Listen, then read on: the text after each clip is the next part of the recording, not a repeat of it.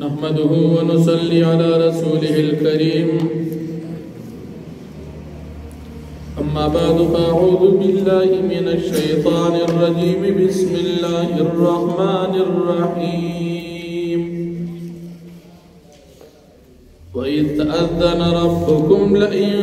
शकरतुम लअज़ीदन्नकुम व लइन कफ़रतुम इन्न अज़ाबी लशदीद। सदक़ल्लाहुल अज़ीम। सूरह इब्राहीम 11 पारा 9 नंबर आयत मक्कियतुन की दुनिया ता द पैगंबरानो दराले गलो मकसद औ मतलूब बयान शो। उस पदेरो को कि हम दुनिया ता द पैगंबरानो राले गलो मकसूद जिक्र की। अल्लाह रब्बुल आलमीन नबी अलैहिस्सलातु वस्सलाम तो फरमाई दे खल्क़त ऐलान ओका के चरिता समा शुक्रिया अदा कई जमा पर नियामतुन बांदी शुक्रिया अदा कई जबस्ता सो नियामतुना पता सो बांदी ज़ियाद कई अवकता सो जमाना शुक्री उकई कुफर उकई गुनाहुना ना फरमानी उकई नबिया बता सुता जमा सख्तरीन अजाब मिलोशी। भी अल्लाह जल्ल शानुहु द मूसा अलैहि सलाम फल कौम ता नसीहत बयानई कि मूसा अलैहि सलाम फल कौम तो हुए ए जमा कौमा कचरे तासटोल औस्तासन इलावा तमाम मखलूक़ात अल्लाह रब्बुल आलमीन मुखालिफ औ दुश्मन औ काफिर तो अल्लाह रब्बुल आलमीन तपदे बाद इस किस्म नुकसान न रसी ज़का अल्लाह रब्बुल आलमीन इस्तासो द ईमान और इस्तासो द कुफर ना बेपरवाह दे। नबी अलैहिस्सलातु वस्सलाम फरमाई हदीस कुदसी अल्लाह रब्बुल आलमीन फरमाई कटोल मखलूक़ात दा ज़मा मुखालिफीन और ज़माना मुनकिर और काफिर शीन ज़मा प खुदाए की कमी नाराज़ी औ कटोल मखलूक़ात ता टोल पटोला नेकान और बुजुर्गान शी नो अल्लाह पाक फरमाई ज़मा प बुजुर्गे की ज़्यादती नाराज़ी नो का मखलूक नेकान शी पेदा दद्वीख पलदा औ का मखलूक नाफरमाना औ बदान शी नो नुकसान दद्वीख पल्ले दा अल्लाह रब्बुल आलमीन पशान और मर्तबा की न सोक कमेरा वस्तीशी न पके सोक ज़्यातेरा वस्तीशी। बिया नबी करीम सल्लल्लाहु अलैहि वसल्लम तो अल्लाह रब्बुल आलमीन फरमाई चिदे खपल कौम तो उवाया चिस्ता सुन उड़ान दी पखवा डेर काफिरान चिस्ता सुना पसेहत की बराबर हगवी तीर शिवी दी लेकिन अल्लाह रब्बुल आलमीन मुखालफत ये चिकड़े दी अल्लाह जल्ल शानुहु हगवी हलाक कड़ी दी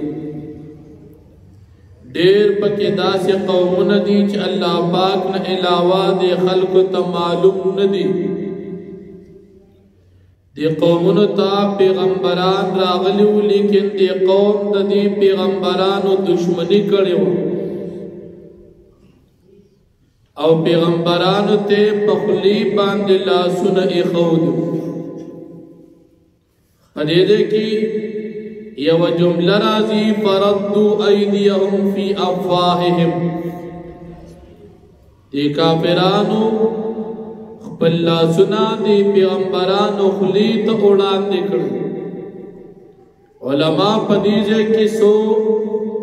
تفاسیر ذکر کوي او تفسیر دا ذکر کوي چې پیغمبر به کله حق مسله بیانوله د دې کافرانو به ته اشاره وکړه چې دا خبرې موږ ته مه کوه. لاس به د پیغمبر ته وړاندې کړ. دویم تفسیر علما ذکر کوي چې لاس به راواغېست او پیغمبر له به په خولې کېښود چې خولې یې بند شي چې دا خبره موږ ته نه کوي. او دریم تفسیر علما دا کوي چې دې کافرانو به د ډېر غصې نه په خپلو لاسونو چکونه شروع کړل چې دا پیغمبر ولې زموږ خبره نه مني او د الله پاک پیغام بیانوي. او څلورم تفسیر علما دا ذکر کوي چې دې کافرانو به د استهزاء او د ټوکو او د خندا په طور په خپلو خولو باندې لاسونه کېښودل. پیغمبر پسې به یې ټوکه کوله. پیغمبر به ویل الله ومني نو دوی به ټوکه کوله او خندل به نو د هغې د وجې به په خولې لاسونه کېښودل. او بیا به دا وی انا کفرنا بما ارسلتم به، تا چې کوم پیغام راوړی دی موږ دا نه منو، د هغې نه موږ انکار کوو. او بیا به دا وی اننا لفی شک مما تدعوننا الیه مریب، ته چې موږ سیس ته رابلې موږ د دې نه په شک کې پراته یو، یعنې موږ یقین نشته. ته موږ ته وایې چې قیامت دی او الله پاک دی او اسلام دی او دین دی، دې نه موږ په شک کې پراته یو. نو الله جل شانه نبی علیہ السلام ته فرمایي چې د خپل قوم ته ووایه چې پخوانو قومونو د پیغمبرانو مخالفت کړو، نو عادیان ثمودیان د دین علاوه ډېر کافران الله فرمایي ما هلاک کړو. نو چې هغوی په کفر هلاک شول، تاسو چې ایمان نه راوړئ او مخالفت زما کوئ تاسو به هم هلاک شئ. د نبی علیہ السلام د امت نه پخواني قومونه په صحت کې، په مال کې، په قوت کې ډېر مضبوط وو، لیکن هغوی ته هغې خپلې پهلوانۍ فایده ورنه کړه، ځکه د الله پاک مخالف شو، الله هلاک کړه. او که دا د مکې مشرکان مخالف شو، ځان ته به نقصان ورسي، نه د دین نقصان کولی شي، نه د الله پاک نقصان کولی شي، او نه د پیغمبر نقصان کولی شي. ځکه د دین مخالفت دا انسان خپل ځان نه نقصان کوي، د پیغمبر او د اسلام نقصان نه کوي. بیا الله جل شانه فرمایي چې پیغمبرانو ته به کله دې قومونو دا خولې ته لاسونه واپس کړ او انکار به وکړو، د پیغمبرانو به ته خپله خدمت او ذمهداري وړاندې کړو او د الله پاک د وحدانیت دلایل به ورته ووایي چې تاسو د هغه الله پاک نه په شک کې هغه نه منئ چې هغه د ځمکه اسمانونه پیدا کړي، دا نه منئ. هغه الله نه منئ چې هغه تاسو ته وایي زما ومنئ جنت ته به لاړ شي، معاف به مو کړم. تاسو هغه الله نه منئ. هغه الله نه منئ چې تاسو یې دنیا کې ژوند درکړی دی، مهلت یې درکړی دی، او بیا هم نه منئ. نو دې پیغمبرانو به ورته د خپله ذمهداري وړاندې کړو. نو دې قومونو به ووایي چې ته خو زموږ په شان سړی یې، موږ هم سړي او تم سړی یې. نو دې پیغمبر به وایي او موږ خو سړي یو، خو په موږ باندې الله فضل کړی دی، موږ ته نبوت راکړی دی او تاسو له نه دي درکړی. نو موږ هم ستاسو په شان سړي انسانان یو، خو موږ ته الله نبوت راکړی، خپل فضل را باندې کړی دی. د دې زموږ او ستاسو فرق، نو موږ انبیا یو او تاسو هغه نه یې. او بیا دې مشرکانو کافرانو به ورته وي چې ته موږ ته دعوت راکړې، ستا مقصد دا دی چې موږ د پلار نیکه په طریقه د دې بتانو عبادت کوو، ستا مقصد دا دی چې ته موږ د دې نه واړې. پیغمبر ته به وي چې ته وایې چې الله ته سجده ولګو، نو ستا مقصد دا دی چې موږ د پلار نیکه خدایان پرېږدو، ستا مقصد دا دی. پیغمبر ته الله پاک به فرمایي چې ته ورته ووایه چې یو مضبوط دلیل خو په دې بتانو عبادت باندې راوړي، چې تاسو وی چې دا بت خدای دې دلیل در سره شته نو د بت په خدای خو دلیل نشته نو به دلیل عبادت د خپل بتانو کوي او بیا الله جل شانه د پیغمبرانو د طرف نه جواب کوي د کافرانو به فرمایشي معجزي او وختي د پیغمبرانو به د معجزات او اختیار د الله سره نو موږ کوم معجزه تاسو ته وړاندې کوو دا د الله پاک په اجازت باندې دا زمون عقیده ده چې پیغمبرانو په لاس باندې کوم معجزه ښکار کیږي دا قدرت د الله وي لاس د پیغمبر وي خو قدرت او طاقت د الله وي لکه نبی علیہ السلام سپوږمۍ ته اشاره وکړه دوه ټوټې شو نو ګوته خو د پیغمبر وا خدا دوه ټوټې کوونکي پیغمبر علیہ السلام نو دا د الله طاقت نو د معجزات اختیار الله پاک فرمایي دوی ته وایي چې دا طاقت د الله سره زموږ سره دا طاقت نشته او بیا پیغمبر علیہ السلام او هر پیغمبر به د قوم د خپل ذمہ داری او خپل اخیری خبره بیان کړه چې موږ په الله پاک باندې توکل کوو موږ به صبر کوو تاسو موږ له تکلیف راکوي پاګې باندې موږ صبر کوو او د مسلمان او د متوکلینو کار امدادي چې دی په توکل کوي په الله پاک باندې انجام به معلومیږي چې د چا انجام بخي او د چا انجام بدی د کافران انجام بد او د پیغمبرانو مؤمنان انجام خو نو الله جل شانه فرمایي وَإِذْ تَأَذَّنَ رَبُّكُمْ او یاد دا وقت تأذن ربکم چه اعلانو کستاسو رب لئن شکرتم لأزیدنکم کچر تاسو شکریہ ادا کرا زماد نعمتنو زب نعمتنو زیاد کم پتاسو باند قام ولئن کفرتم کچر تاسو کفر کوئی زماد نعمتنو ان عذابی لشدید یقینا عذاب لما قام قادر سخت وقال موسى او فرمائل موسى علیہ السلام بالقوم تا ان تکفرو کچر تاسو کفر کوئی انتم تاسو ومن فی الارض او غطول مخلوق چی پزمک کی دی جمیعا طول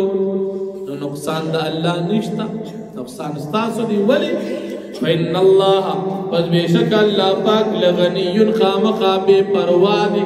تاسو تے ضرورت نشتا چی تاسو کفر کی دا اللہ بس نقصان شو حمید او استائل شوی ذات الم یاتکم ندر اغلی تاسو تا نبأ الذین من قبلکم خبرن واقعات تاسو نوڑان کسانو قوم نوح قوم نوح علیہ السلام وعاد وعادیان وثمود ثمودیان والذین من بعد مولا کسانو چه دین و رست تیر شوی دی لا یعلمهم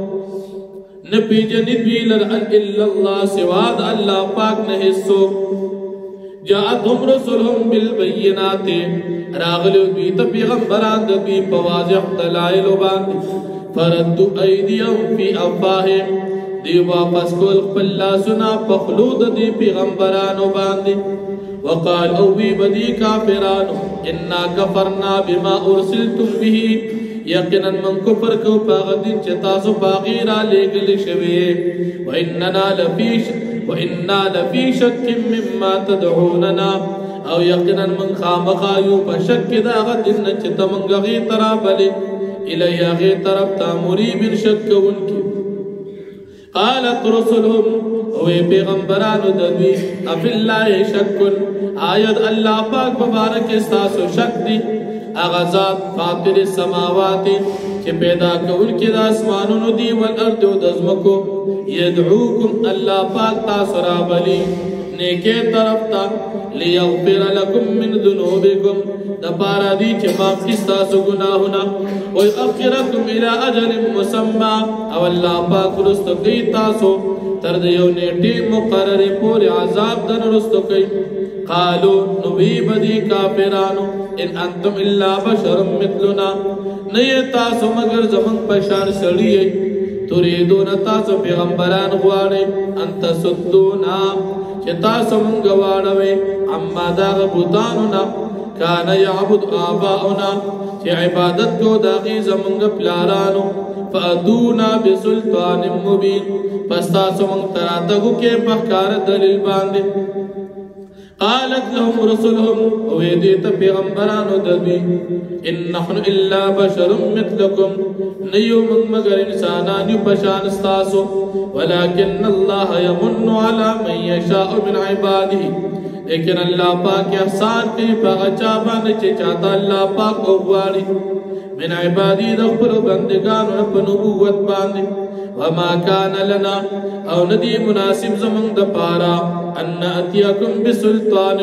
چې موږ وروړو تاسو ته یو معجزه تاسو د طبیعت مطابق الا باذن الله مگر الله په اراده باندې معجزه وروړو وعلى الله فليتوكل المؤمنون او الله پاک باندې پکار دي چې توکل کی مؤمنان وما لنا او سمانع دي زمن د پارا اللہ نتوکل علی اللہ چمنگ بتوکل نکو پا اللہ پاک باندی وقد ہدانا سبلنا او حالدار چا اللہ پاک منت ہدایت کری دخبر اللہ رد ہدایت ولنصبرن علی ما آذیتمونا او من بقا مقا صبر کو پا تکلیفنو چتا سے من ترا کوئی وعلى الله فليتوكل المتوكلون او پا اللہ پاک باندی پکار دی توکل کی متوکلین او نیکان خلق آخر دعوانا الحمد لله رب العالمين